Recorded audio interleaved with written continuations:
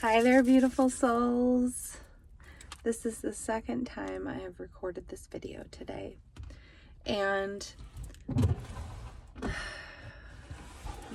just taking a moment to arrive here with me.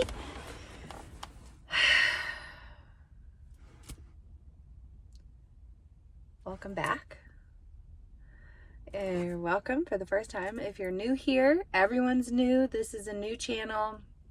My name's Casey. I am a spiritual counselor and channel of the divine and alchemist, and in creator mode here with you on this channel, trusting that I'm being led to this place to offer this guidance, to offer this message for you from beyond. And I just want to share, it took a while to get here today. It took a while to get here today. Yeah.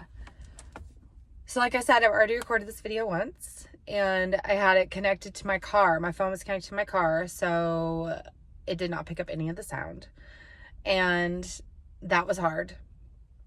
But the whole first video was about showing up, being who you are, being where you are, and letting it be messy. Something that stops me, and I think many of us in our tracks, from doing the things that we feel called to do is fear. And the fear, at least for me, what I am fighting against, I'm not fighting it. I am choosing a different way here with this. By recording this video, I don't even know if anyone will see this. It's not about the views for me. It's about my behavior is the highest form of communication with the universe. Your behavior is the highest form of communication. That means that what you say and what you think are important and powerful, but what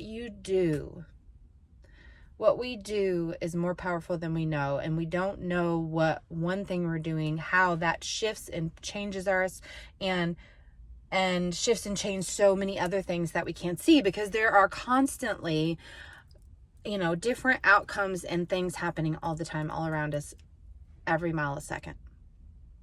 So little decisions to choose to listen to yourself, to listen to your intuition, and to do it despite the voice in your head that tells you all the reasons that you shouldn't or can't because X, Y, and Z. The message that keeps coming forth, especially now, especially during this time in our nation, I am in America, we are going through a huge shift right now. We're going through it in our political system, and we're going through it in our hearts. People are waking up. People are wanting, yearning for connection, for community, for meaning, for purpose. And the world in which we live in right now, the society in which we live in here in the US, is not conducive to that. It separates us, it exhausts us, and it's starting to show.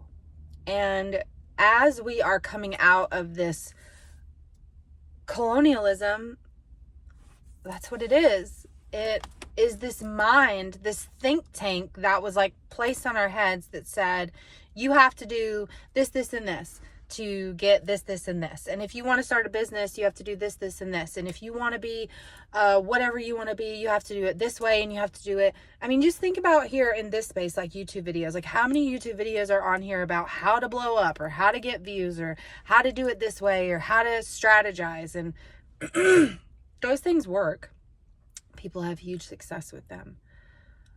But what I am continuing to learn is that the magic that is here to be created through me, the magic that is here to be created through you, doesn't work like that. Doesn't work like this, then that. It just doesn't, because that is the colonial structure. And I apologize if colonial is the wrong word to be using, but that's the word that Spirit keeps giving me. We have been colonized to believe that we need something outside of ourselves to be whole. That we need, we need so many things to be whole. We need a bank account and a house, and we need X number of friends, or we need this type of wedding celebration, or, you know, whatever it is. Like, we put so much pressure on ourselves connected to these external factors that literally mean nothing. They mean nothing. And the more that we are seeing these structures, the people who hold up these structures to start to disintegrate, because that's what's happening. People are starting to remember, or they're starting to wake up to this awareness that they are more than what they do for their job. Think about when you meet someone and the first question we ask each other is, well, what do you do for work? Because we have connected that to our worth. And that's a whole nother video. And probably, I don't know if I'll ever talk about it again, but it's just, that's it. All of this is a simulation. Everything that's around you it's the Matrix. It's like, it's real to our minds and to our physical bodies, but it's not all that there is. And I think that's what people are waking up to, or they're waking up to this yearning inside of them that they don't know where to go with it. The magic that is here to be created through you is not going to follow XYZ. It's not going to follow if this, then that. It's not going to follow all of these problem solvings and figuring outings. If I could have a quarter for every time you said, I'm figuring this out, or think about how many times you say figure out, those two words together. Because that's what we think we're supposed to be doing down here, is figuring it out. When in reality, all we need to do is stop, connect to our breath, and remember that we are here to learn, here to explore, to play, to see ourselves clearly. To see ourselves clearly. And we don't see ourselves clearly by making ourselves look like other people, or look like some structure that some white dude came up with, you know, however many years ago to, I'm thinking about the education system, pump out factory workers. Like, there's a reason that you feel discontent. There's a reason that you feel what you feel. And it's not because there's something wrong with you. It is because we have been uprooted out of our environment. If you walk out anywhere outside and pull a weed, a beautiful flower, a bush, a tree, literally anything, if you pull that thing up out of the ground and you take it somewhere and don't put it back in soil, like, what's going to happen to that thing? It's going to die. It's going to die. Okay?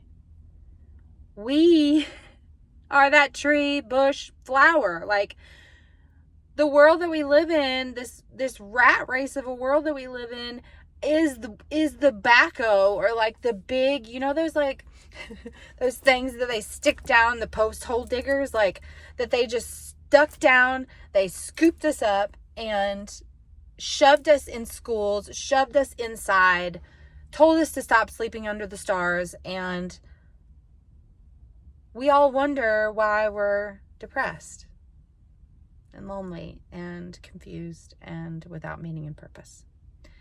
And even if you are someone who is, you know, doing good work in the world and work that you feel good about, I imagine, I would venture to guess that there are still those times when you question, why am I here?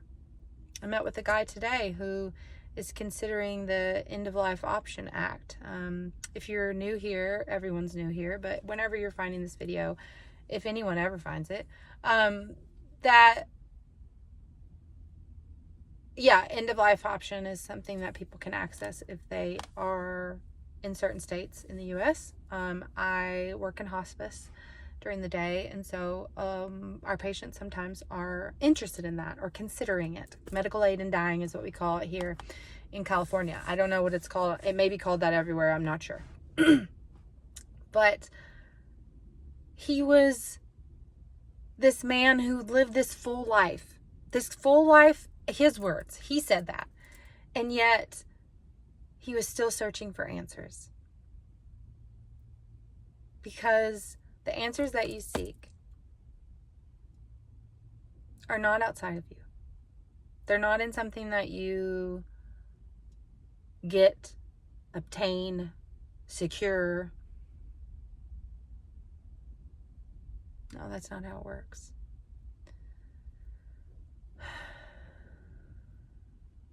I love you.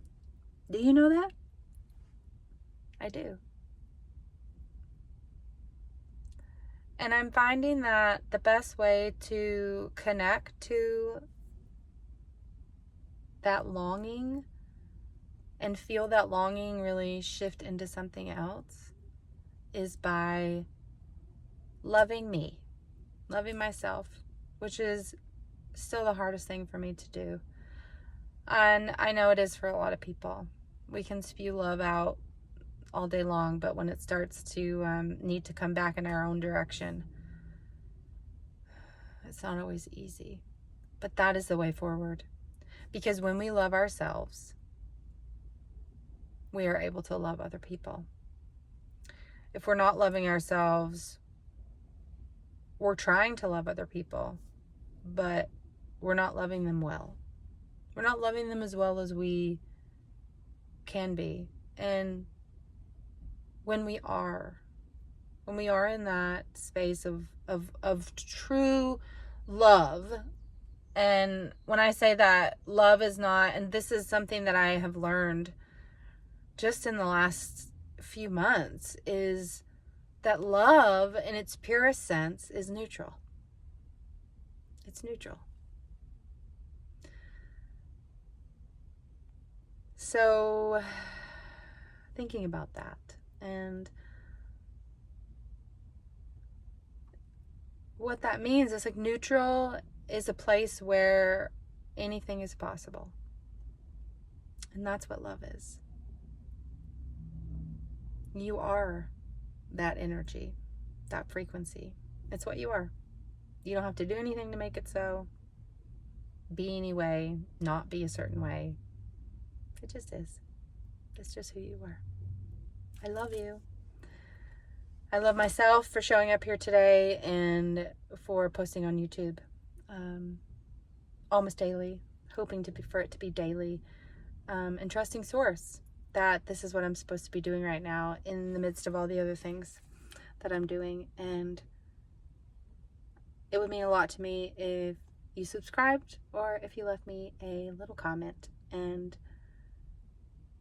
I pray that miracles are following you today and in the days to come.